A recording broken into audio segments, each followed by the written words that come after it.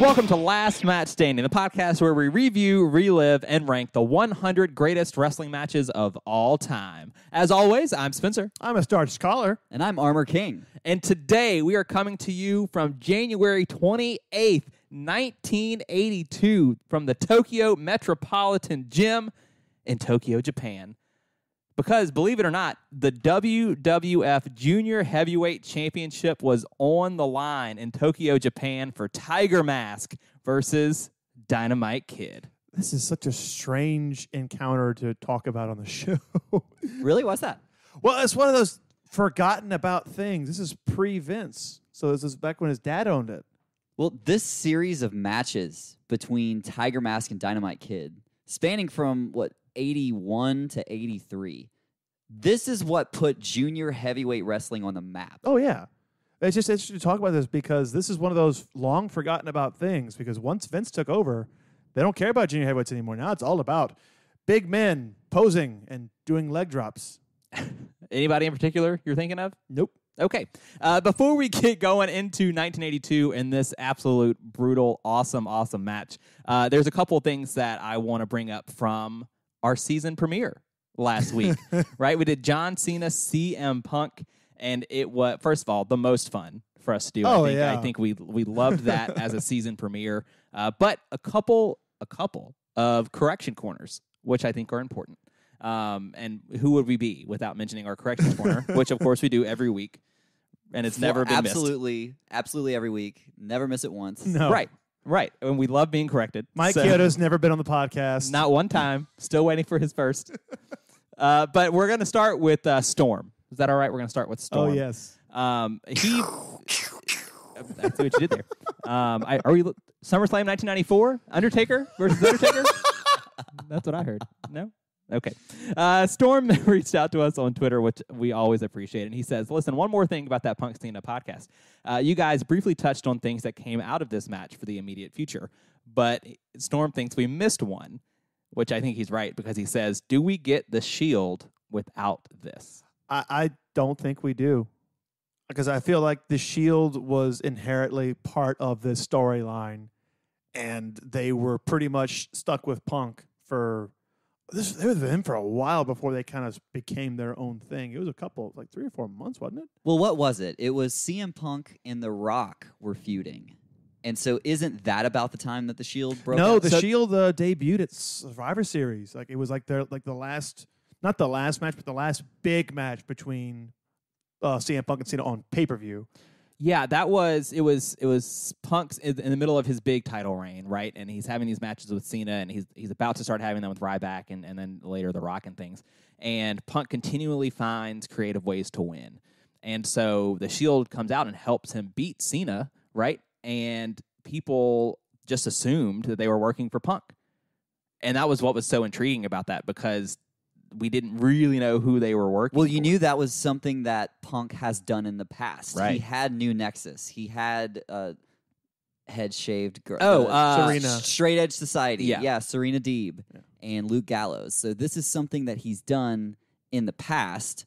Maybe it's not too far-fetched to assume the Shield would have been under Punk. Well, what I liked about Imagine how different things would have been. Well, what I liked about it is that they treated it like 3 people just jumped out of the crowd and attacked John Cena. Like, what the hell's going on here? And they power him and they leave. Like, what the fuck was that? It went to the next night. We're like, oh, here's the 3 guys that attacked him. It was literally who are these 3 men and why are they attacking John Cena? And then the next week they went from wearing the turtlenecks to wearing tactical gear. Have you seen the original design? I think so. This was where ride helmets have giant shields. It's terrible. Yeah. The Shield. Get it? Literally. Yeah.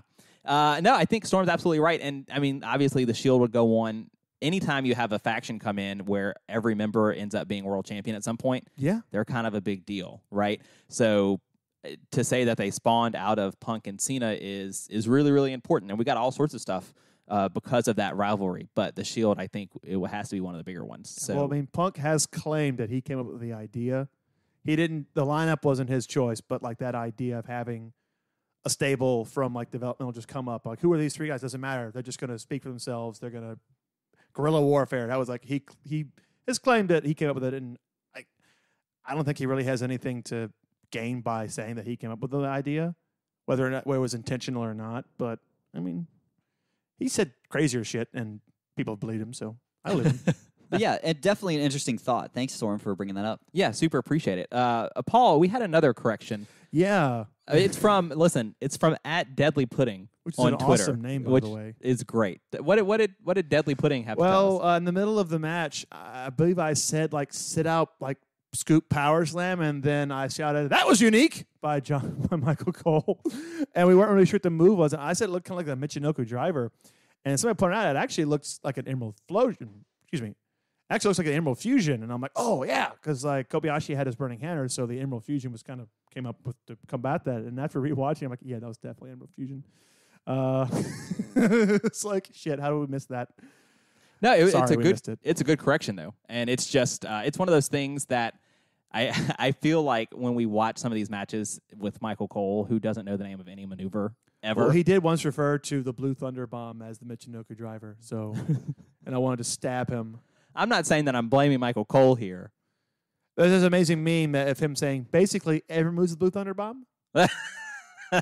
Is like Sami Zayn wasn't even setting up for the Blue Thunder Bomb. The Blue Thunder Bomb, there it is. Like that was not it, and he got corrected immediately. He's like, that was actually a Michinoku driver. Oh, Sami Zayn is going to win this match. So thanks, guys, for those corrections on Twitter. We appreciate you guys reaching out. But to the here and now, and Paul, you said something kind of in the beginning. You mentioned that this was such a kind of a weird crossover, such sort of a different time. It is. It's like you don't hear about these crossovers anymore because I honestly feel like there was a concerted effort by Vince Jr. to sweep all of this under the rug. We don't care about that. We care about Hogan. We care about Hogan. Well, I mean, just think about it. In 2020, in like 2020 eyes, it would be hard to picture a WWE New Japan crossover event. Yes. Like that would be baffling. And so what's crazy to me is you say that this wasn't Vince Jr., but I'm not sure if that's the case. I think that Vince Jr. at this point had bought the company from his dad, and these were the sort of things he was doing with Hulk Hogan in particular as a testing of the waters to see how things are working. I know for a fact Hulk Hogan had a series of matches with Antonio Inoki around this time period. And actually, after Hulk Hogan won the big one in 1984, he came over with that belt and was still wrestling in Japan as well. So it's really interesting to see how different Hulk Hogan's character was, how different he interacted up until with 84, people. he was a heel. Well, and his wrestling ability. Hogan can go, guys. He could. He just chose not to. Go on New Japan World and watch Hogan versus Inoki. It's really good stuff. Yeah, and every now and then, a little clip will make its rounds on Twitter, and different people will see it for the first time, and they start to freak out. He could do 6 moves? Like, yeah, he could. Yeah. He just didn't do it. It's so surprising based off of, the rest of his career, right? But when we talk about how interesting this time would have been, this crossover event, let's look at this card, right? So this was from New Japan Pro Wrestling, the New Year Golden Series in 1982, right? This is a card that featured Bret Hart. In the first half of it, he was on this card. Superstar Billy Graham was in a tag team match on this card. And the main event was Inoki versus Abdullah the Butcher. That would have been an interesting match to watch. They had a ton of matches together around this time period. And I'm sure they both bled on each other.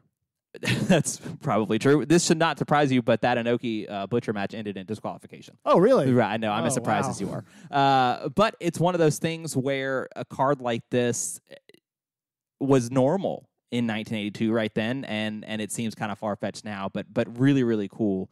And for us to be able to dig back there to 1982 and get this Tiger Mask Dynamite Kid match is really, really special. Yeah, so Dynamite Kid, who wrestled almost exclusively as Dynamite Kid for his entire career, right? Was a member of the Billington family in England, recognized as having a long history in England as state-employed executioners.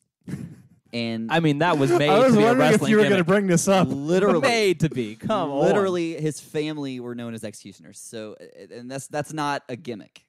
That's the Billington family. And that's the thing about, like, British lineage is you can trace that shit back and find out what your ancestors did. And there was actually combat sports in his ancestry. There was some pro wrestling way back there. But even as far back as his grandfather and his father and his uncle were boxers. And so you can kind of see that. If you watch a Dynamite Kid match, you can kind of see that was a little stiff. This guy was a brawler. Exactly. There is nothing that is not stiff in this match. Like every shot they take, they're trying to hurt each other. But Kid was highly motivated to become a professional wrestler to get away from his job in the coal mines, which is sort of interesting. I wouldn't want to be in a coal mine. Right? It's well known that Kid was trained in the dungeon alongside his cousin Davey Boy Smith and brother-in-law Bret Hart. And although he doesn't particularly get along with Kid, Bret Hart has gone on record to say Dynamite Kid is pound for pound the greatest wrestler that ever lived. Mostly because of his influence that he had on in-ring performers worldwide. First off, Kid is unbelievably athletic and agile. Yes. But he also had a masterful ability to blend the styles of British, Mexican, Canadian, and Japanese wrestling all together in one. One of the most prolific rivalries in his career was these series of matches against Tiger Mask. And this was Satoru Sayama's original iteration of Tiger Mask, which I think is important to note. The original Tiger Mask. Tiger Mask, the only man to hold the WWF and NWA Junior Heavyweight Championship simultaneously, dubbed the Bruce Lee of wrestling by Bret Hart. Gee, I wonder why. Sayama debuted for New Japan against a man by the name of Shoji Kai. And let's talk about Shoji Kai, because this guy is essentially the guy you want to debut against in New Japan.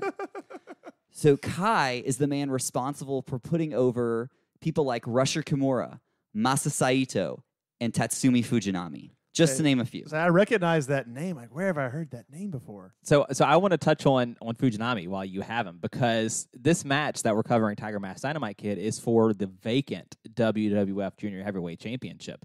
The reason this belt is vacant is because the previous owner, Fujinami, was on a 789-day reign with the belt. That's right, 789 days.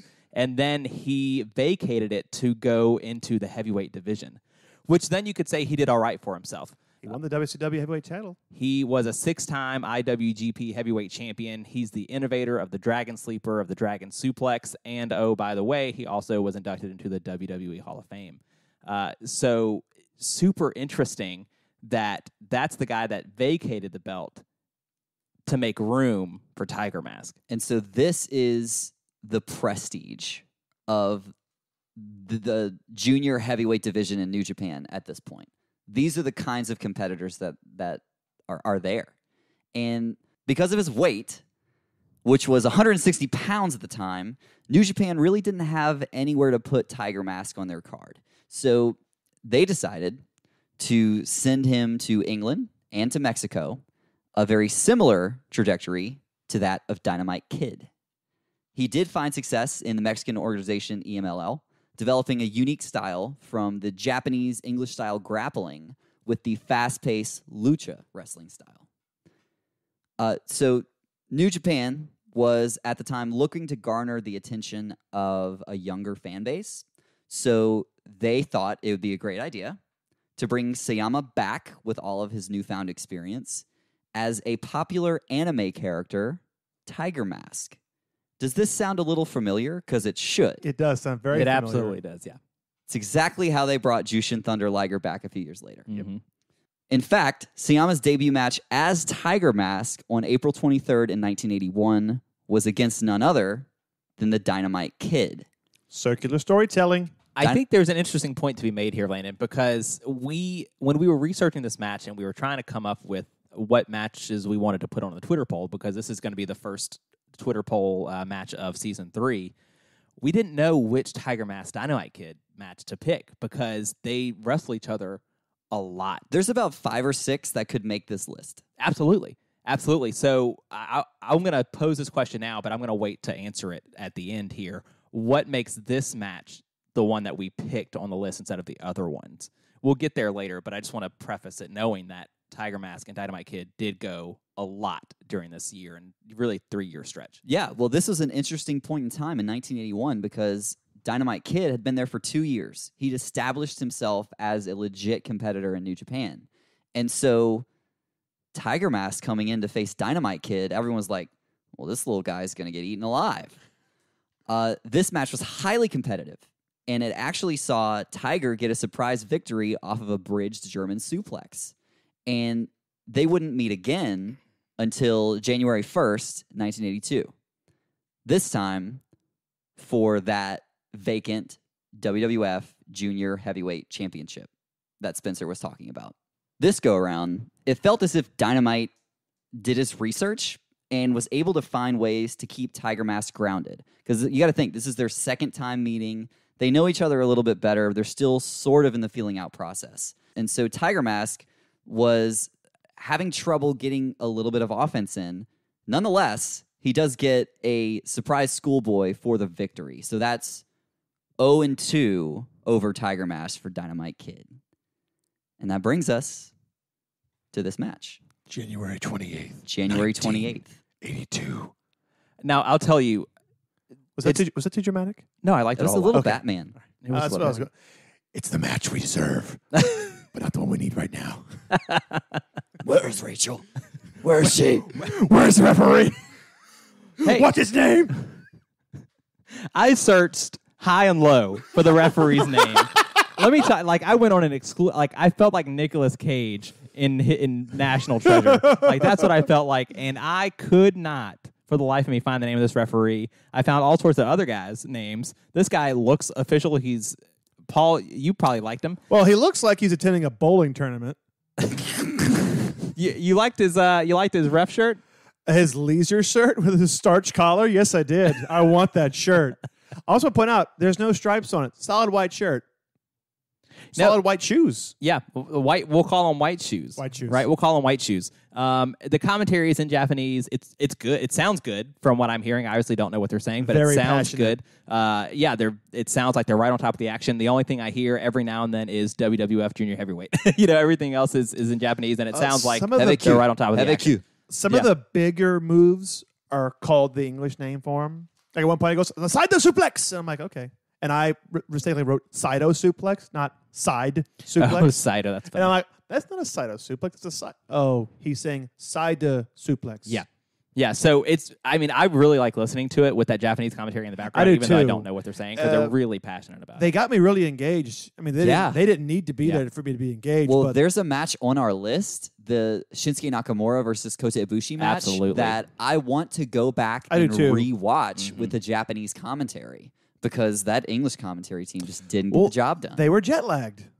It wasn't good. Yeah, you're absolutely I remember right. Jack got a lot of shit on Twitter. But he's like, guys, I got off the plane like 2 hours for the show. I'm sorry. I can't apologize. People were calling him out. I'm like, fuck off. So, but yeah, you get there, you don't actually see the entrance, but the introductions are just awesome. You see the pre-match ceremony The flowers, with the the Which flowers, you gotta love it. and the belt. That belt is legit. It's That's, all early 80s. gold, well designed. It looks heavy as hell. Most title belts range for 25 to 45 pounds, depending on how much metal's on them. So as the announcer is introducing them, you see Dynamite. They zoom in on him. He's cool, calm, collected.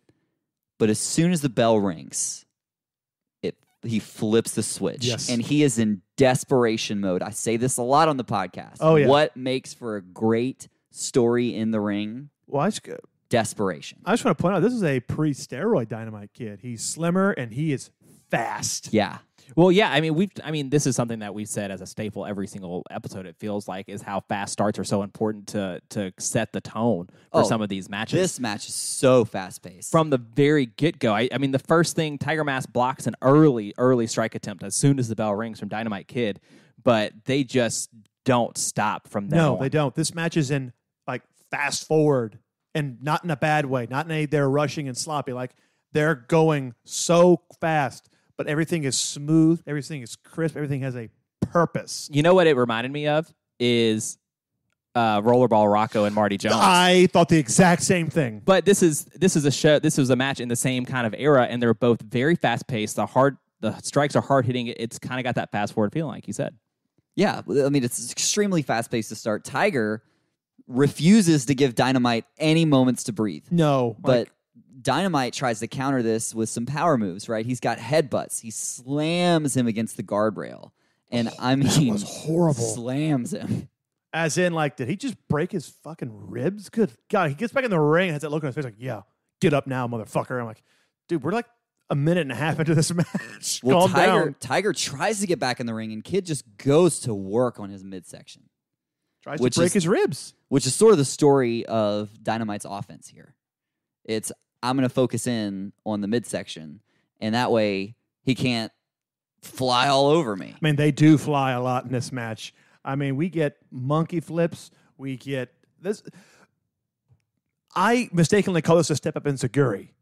Tiger Mask goes for a spinning back kick. Dynamite Kid catches his foot, so he does like another side step and kicks him right in the jaw. I called it an enziguri. That's not. I believe that's called a mule kick. Well, Tiger Mask is a grappling master. He Yes, can he turn is. any hold around on you and find a creative escape to the most intricate submission. Like, and not only that, but the speed at which he does so. Oh yeah, It's a joy to watch. I was watching the match and I paused. I'm like, what year is this? This feels like it was last year. And for the third consecutive match, Dynamite goes for Tiger's mask at Yes, one he point. does. That son of a bitch. The only part of the match that slows down is when he's trying to rip that mask off. Yep. And it's something that's carried over from their first two performances. And it's something that continues on when they have matches for another year and a half and they do the same thing. Yeah, it's just a way to, and that's what Dynamite playing the heel here is trying to get that psychological edge over Tiger Mask. How do you feel about the greatest monkey flip in wrestling? Very, very well. Another thing we compared it to Jones Rocco, monkey flips. How do you feel about the gorgeous butterfly suplex by Dynamite Kid? He can do it. Man, they trade them back and forth in this match. I think They Tiger do. Mask gets one later, and it's so crisp. It's really, really beautiful stuff. And it's a match, when I watch this match, it's only 12 and a half minutes. I watch it from the beginning to end. If this was on an episode of Dynamite or Raw right now, Yeah, it would fit. It fit right in. it'd be perfect. I think it would be a step above. Maybe so, yeah. Yeah. Exactly. I mean, after seeing all these fast-paced grappling moves running the ropes, Tiger hits a gut-wrench suplex and locks in an armbar. Yeah. Or like, Is there anything about this sport that he can't do? No. Dude, he reverses a head scissors into a clover leaf. How? He just does it. Let me tell you something. That was the first time I had to stop the match, rewind, and really watch it several times. Oh, that over. happened several times. Because I for me in said, this match. what did I just see? He Exactly. was caught in a head scissors. I don't even know what happened. All of a sudden, I think I blinked, and all of a sudden he had the cloverleaf applied. And I'm like, how? Yeah, he's in a head scissors. Tiger rolls to his back, which is how he did it. Mm-hmm. Rolls to his back and goes straight back into a cloverleaf. It's absolutely It's seamless one transition. fluid motion. It's insane. It's beautiful. And then he just tries to kill Kid's leg. And there's one move that you see Tiger Mask do a lot in pretty much all of his matches, and that's the spinning back kick. Yes. And I watched him do it a few times, and I'm like, why does this looks familiar? This reminds me, this is King. This is King from Tekken. Yes. This is where they got King Yes, it from is. Tekken. It's 100% the inspiration for that character. No, it really is. Like, if you Google it, like, he is the inspiration. Only difference is King was a Jaguar mask. It's the only difference. And actually, later in his career, Tiger Mask is known as Tiger King. Even closer. Life imitating art. That's it.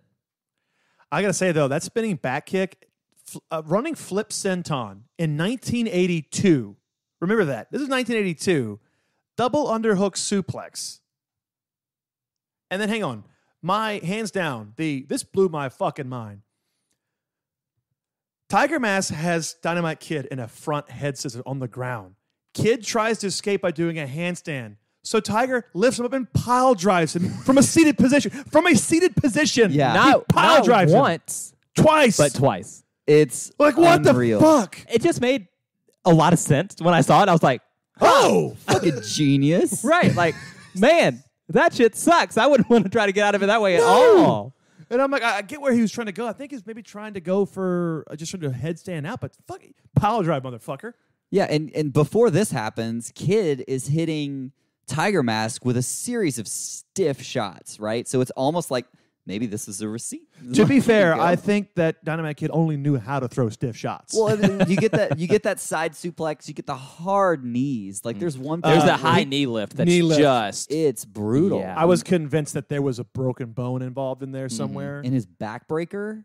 I mean, Kid's power moves are such an excellent contrast to Tiger Mask's momentum-based throws. Well, it's just amazing to see such a he's relatively large here, but he goes on to get even bigger. But he's such a small man, but he's so powerful. It's just it's amazing how well that style meshes because he's scrappy, he's small, he's really, really strong. But he's also, as Bret Hart put, one of the greatest athletes in the history of the wrestling business. So to watch him run at full speed, you could barely keep up with him, and then watch him do these power moves with no effort at all, and then make them look so dangerous, but at the same time be so safe. Yeah. What makes it such an interesting character, what makes Dynamite Kid so interesting to watch is he'll throw that power around, and then in the same almost sequence, he will come off as very desperate, where he'll start choking Tiger Mask, or he'll go after his mask, right? And so it speaks to like, man, even my power stuff's not working. I have to resort to these other things to try to beat him. And I think that's really fascinating. Well, what I thought was really fascinating is I forgot he did this, which is weird because we talked about how Owen Hart does it in the match with Bret Hart as a tribute to him. He does the tombstone. I'm like, oh, that's right. He did it 10 years before Taker did it. Jumping tombstone. He did it before Undertaker did it. Just saying. I thought that was going to be it. Tiger Mask kicks out. I really did too. And I'm like, oh, that wasn't his finish. That was just a transition move for him. Yeah, Kid attempts a diving headbutt, which if you go back and watch and you think about it, look at the way Dynamite Kid is dressed, right? His tights are the blue tights, and he looks almost identical to the blue that Pegasus Kid would bring to New Japan. Chris Benoit was highly influenced from I remember Dynamite Kid. Right. I remember watching Chris Benoit matches, growing up, and all the time they'd reference Dynamite Kid during JR, matches. like any excuse to mention the Dynamite Kid, JR would go, very Dynamite-like kid moving over there by Chris Benoit. One of my favorite moments is when he misses that diving headbutt, Tiger immediately hits a brainbuster. Okay, is it the brainbuster or is it the impaler DDT? Honestly, I couldn't tell. It looked like an impaler. So the closest, I was like racking my brain like of all the DDTs I've seen in my life, He right? picked him up and then dropped him. It reminded me a little bit of the Execution. Yeah. I mean, he lifted him vertically before he fell down. Yeah, it was right there at that. So you've got to look at what angle you're at, right? If it's a 45-degree angle, we'll call it an Execution, impaler DDT. If you're at a 90-degree angle, it's a brainbuster. He was at what? 75. 75? Right, somewhere in the middle. Well, you're at 75. It's called attempted murder. And that's what it looked like because I thought he was dead. His head hit the mat. He was dead. But then Tiger Mask, he misses a diving headbutt. I'm like, whoa! And gentlemen, once again, what year is this match in? What year is it? That would be 1982. Tiger Mask does a fucking suicide dive. And I'm like, what? Is this the earliest recorded suicide dive in pro wrestling? So did you see how he set up the suicide dive? He headbutted Dynamite Kid out of the ring. Well, no, okay, before that, Kid gets up from the missed splash / headbutt off of the top from Tiger Mask. Kid gets up and sets up Tiger for an arm drag. Tiger uses his momentum to spin around his back and arm drag him from behind. It's like, what the fuck? What? It's just unreal, and you almost have to watch it in slow motion to see it all happen. I mean, like since you put it earlier, there was a lot of pausing, rewinding, and pressing play and going, whoa, pause, write that down, play. Fuck it, just watch the entire match just to get to that one moment. And then I feel like this moment was, they were trying to get my attention, even though this match is almost 40 years old. The struggle to hit the German suplex. Both men have 3 attempts. Yeah. I'm like, whoa. But Tiger Mask, German suplex, bridge pin, 1, 2, 3. Holy shit. He won. He retained the WWF Junior Heavyweight title. I'm like, whoa, okay. in the same way he won their first meeting. It's insane. This match is fucking insane. It's just something about the bridging German that Dynamite Kid cannot overcome at this point in the match. And I cannot stress enough, if you have never seen or heard of this match, stop what you're doing. Pause the show right now. Go to Google. Type out Tiger Mask versus Dynamite Kid, January 28th, 1982. You can watch it on Dailymotion. You can watch it on YouTube. You can even watch it on New Japan World. Go watch the match right now. I recommend watching the whole series. Dude, watch all three. Watch all three matches because this is the third. It's like 5 or 6. There's a lot. Watch all 5. Watch all 5 of them in sequence. You can probably watch them all within 1 hour because these are all short, very, very fast matches. Watch all of them. Come back and finish this episode because words cannot express what these two men were able to do in the ring together. It is magic. Let me tell you something. I want to go back to the end of the match to a couple things that Landon said. First, he said it's one of those things that you almost want to watch in slow motion to kind of catch what's happening. And this finishing sequence is one of those moments, right? Yeah, you have to. You know, Tiger Mask tries to suplex Dynamite Kid into the ring. And then you talked about how the German suplex with the bridge was too much for Dynamite Kid, which speaks to why they were so desperately fighting off the waist locks at the end.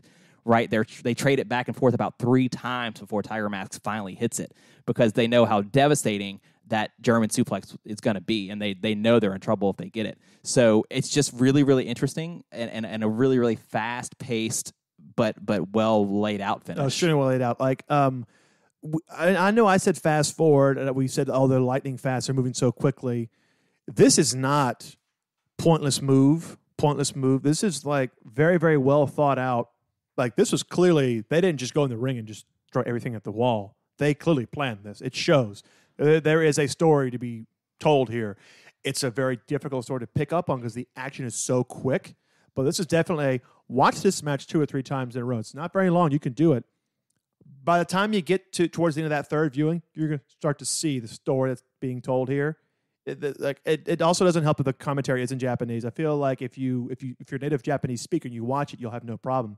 But if that's not your first language and a language you speak, if there isn't some sort of alternative commentary, it might be a little bit easier to pick up the story. But at the same time, watch it, repeatedly watch it. Just watch it. Like I said, watch it 3 to 5 times, and you will pick everything up crystal clear, and you will just sit back and say, holy shit, this is my new favorite match we've covered. Hands down. Well, I think you make a really good point, Paul, because I think there's something to be said about this feeling, and I feel like we say this every time we go to Japan on the show, but it's got a realistic feel to it. It does, because Japan, 38 years ago and today, they treat pro wrestling like an actual sport. It is pure sports broadcast. Yes, we know it's a work, but they treat it seriously. The commentary does. The fans, most importantly, do too. You're not going to have tickets going, oh, he punched this move. Shut the fuck up. Accidents happen in the ring. Like, they blew a Canadian backbreaker, and they just kept going because that's what you would do. You wouldn't stop and try to redo it. You just keep going. It's a match that builds as it goes. Yes.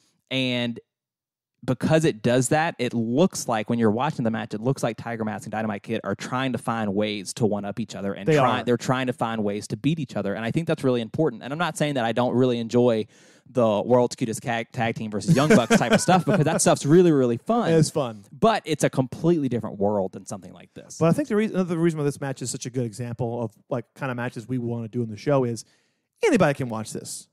If you've never seen wrestling, you can watch this and just be blown away and go, wow, that's what pro wrestling is? Yes, that's what it aspires to be. That's a good way to put it. That's a good way to put it. We already mentioned Jones Rocco. There's 2 other matches that I got very strong vibes of watching this. And that first one was Eddie and Ray. Same. 15 years after this. Yep. The second one was the X Division 3-Way, which was 23 years later. I definitely get those vibes. Mm-hmm. And I said it before. I feel like this, you both said it, this could go on any card today and would still be received, I think, the way we're receiving it right now. It would be a standout. Away. It would be a standout on any card today. I feel like maybe a slightly different finish because, German suplex isn't big enough. But, like, even then, like, no, fuck that. I would say keep that finish. Keep this match exactly as it is. Put it on today, and people will still go, oh, man, that was like the best match of the night, hands down. And, I it's just, this just goes to show why I keep wanting to call it the Super Juniors division because that's what it's called now.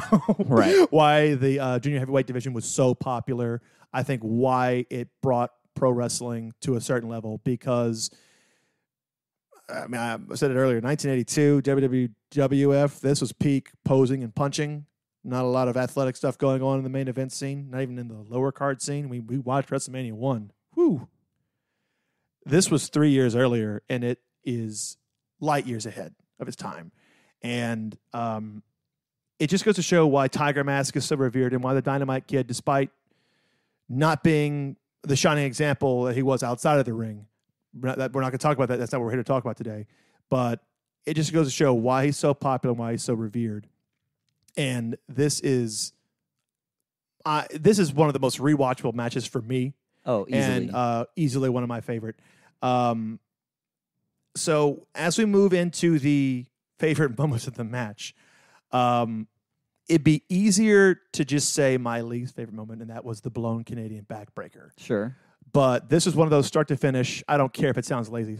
Start to finish. I love this match. Yeah. There's one flaw, and that even flaw is covered so well you don't even know it's a flaw. Yeah, I mean, you can take your pick, right? Any moment in this match, you can probably say, man, that's one of my favorite moments. I mean, obviously, the one that I referenced that stood out to me the most was turning that head scissors into the cloverleaf. Like I've never seen anything like that before. No, it looked, I don't know, I don't even know. It looked perfect, and there's no really better way to describe it. So that's my favorite moment, but in a match full of really good standout moments. I think if you really held me to task, what's your favorite moment? I think it is both men going for. It's arguable what Tiger Mask is going for. I just assumed he was going for a diving headbutt because the diving headbutt's missed, and then Tiger Mask tries to capitalize with the top rope, and then he misses, and then we get the tombstone, and I'm like, oh God, what year is this? I'm going to say the 75-degree angle impaler DDT. It's unbelievable, so good. The attempted murder DDT. Yeah. So Spencer, yeah. Earlier on, we alluded to why we felt that this was the match out of the series that should have gone on the list, and I think it's because it plays so well off of the story that they have been building from the previous two matches. It's number 3, so it's almost dead in the center of their rivalry, and it sets up some things that would be commonplace for the junior heavyweight wrestling around the world. I think that's really, really fair. That's a really good point. Yeah, I think that, there's a match that they have in April of 1983 that's really, really great, and they have 3 separate draws in that match. It goes a little bit longer. They do some more kind of crazier stuff.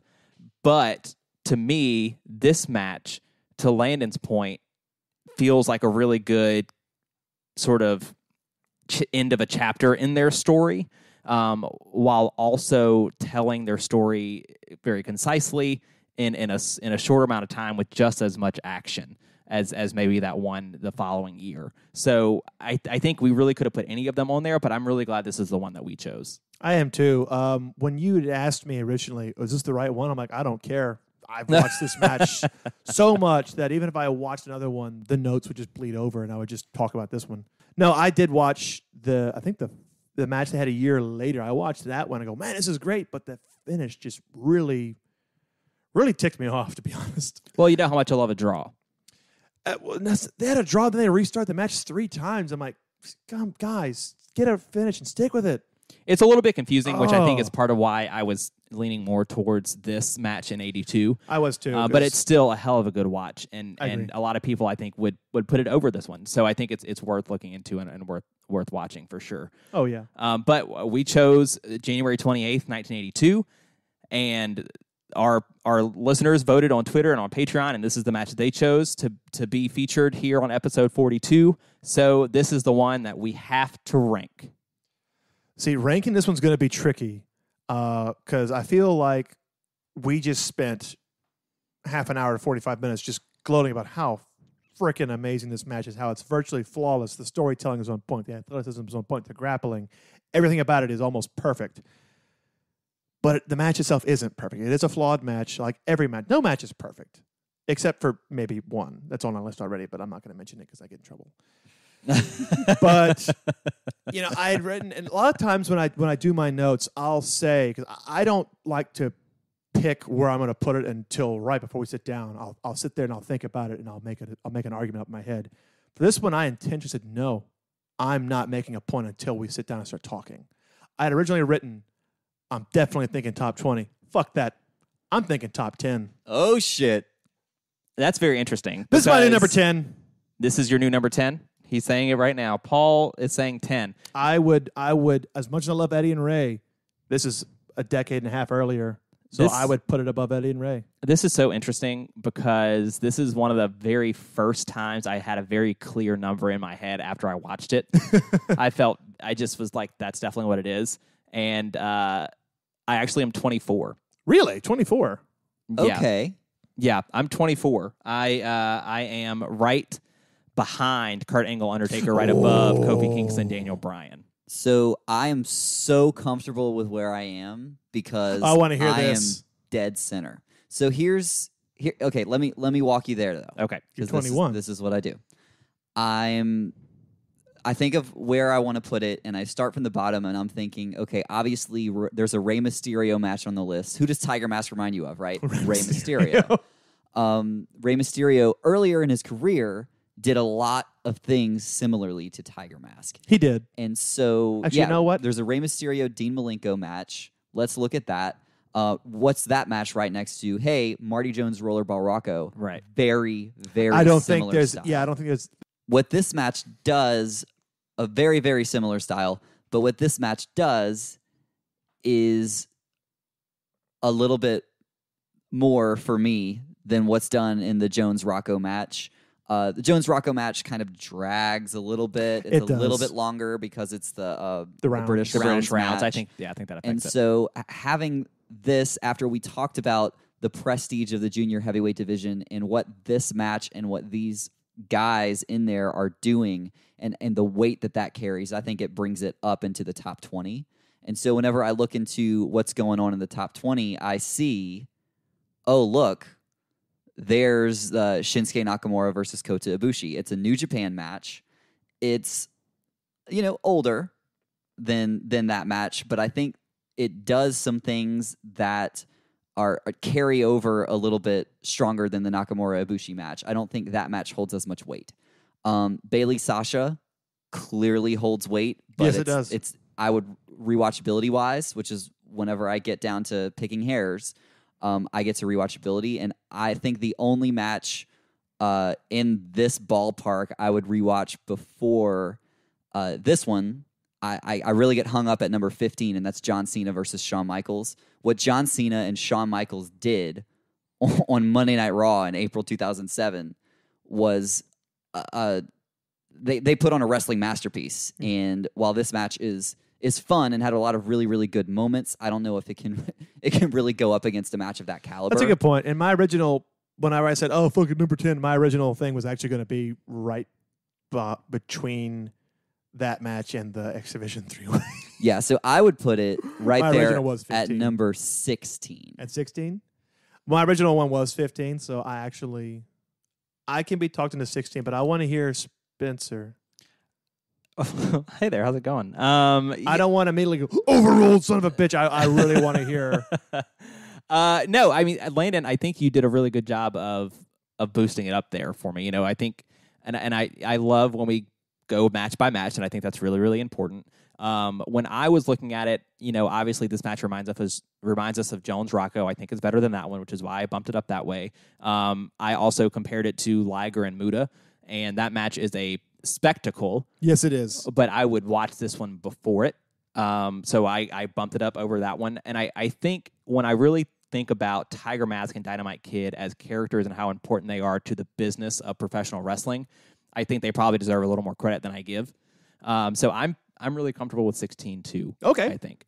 Yeah, I just didn't want to, because I know oftentimes two people agree, the third person's like, well, fine, I guess I'm out. Like, I didn't want to do that. That's why I really wanted to hear where you're coming from. I didn't want to just like, fuck you, Spencer. It's we've made a decision. So I just wanted to hear you. Well, I think that this has happened a couple of It times has. where And all three of us have been on the other end of that. right, which is really And interesting. I always feel really bad when that happens to any of us. Well, It happens. It's give and take. That's why there are three of us. And guess what? All three of us together have collectively been, quote unquote, wrong. We have. And Yeah. that's what the season finale is And I for. remember we've only Thanks been for your votes. We've only been unanimous on what, 3 matches out of 42. Right. So I mean, this is match number 42. I mean, there's no way in hell we're going to be unanimous on it. But I do like how we were all in a similar ballpark because I said originally I was not saying number 10. I just said number 10 because fuck it, Eddie and Ray. Actually, you know what? I have so much respect for Eddie and Ray, and also this match does not contain a powerbomb. Oh, well, that's what bumps it down those 6 spots for you. Both the Eddie and Ray match and the Eddie Malenko match ended off of some form of a powerbomb. Just saying. That's a really good point, and I like that you went there. I was curious because we didn't have the powerbomb streak to continue, We so I was had- curious if you were going to bring that up. Technically, we had 3 pile drivers. Yeah, that's a good point. Technically. Well, let me tell you something, guys. I loved covering this match. I did too. Like I said, it's one of my favorite matches we've covered. It was really, really fun from start to finish, and it all came off of a Twitter poll. It really did, yeah. And it was a Twitter poll that featured 4 really, really good options, didn't it? I mean, that list, it did. That list of matches. I mean, we had Ibushi Alexander from the Cruiserweight Classic, one of my favorate matches ever. I say I've championed that. Like the fucking fans have championed that match. I'm trying to remember who it was that brought that one up to me recently. It was one of our. I can't remember if it was on Patreon or if it was on Twitter. Somebody mentioned that one recently. I'm like, oh yeah, that match is really good. And I went and watched it. I'm like, holy shit. Yeah, I remember watching the Cruiserweight Classic back whenever it was happening, and I literally thought, I'm going to write down so many new favorite matches of all time. I was like, from wrestling this doesn't get tournament any better alone. than this. It did it. Yeah, it was really did it. Perfect. We also have Shibata and Ishii were on that list, Oh, and that man. I mean, if you're looking for a fight, that's the match. That's a real fight. That's a real fight. And then there was also Alundra Blaze and Bull Nakano on that. And the thing about this poll is that it was very, very even. Like every match got votes. It was almost dead even. What a ride. So all that to say is that thanks to that Twitter poll, you might see a familiar match in episode 43. Yeah, I think what we've decided to do is to be respectful of all of the votes because they were all every match I think was in one vote away from each other, and a lot of them were 50-50 split. Yeah, both on Twitter between and on all Patreon. 4 of them. So that's what, a 25% split between all 4 of them. Right, matches. and it's important because it's not just on Twitter. Our patrons get that vote as well, and so between the 2 of them, they were all really, really close. I remember looking at one go, I know what we're going to do. Oh, no, I don't know what we're going to Right, do. check the other one. All of a sudden. So Check I it out. think I think what we've decided is our next 3 episodes will be the remaining matches on that poll. And I can't wait. I cannot wait. So first I up, can't either. episode 43 will be Bull Nakano and Alundra Blaze from SummerSlam 1994, a match that we have been clamoring to do for a really long time. Oh, yeah. I remember bringing this one back up, gosh, like a year ago. I'm Yeah. like, oh, sure, check it out. I'm so excited. So I am very excited. cannot wait to do that one. We'll do that one next week. But from January 28th, 1982 from Tokyo, Japan, the 16th greatest wrestling match of all time for now. How's that sound? Sounds pretty damn good. Well, until next week, I'm Spencer. I'm Paul. I'm Landon. And this is Last Match Standing.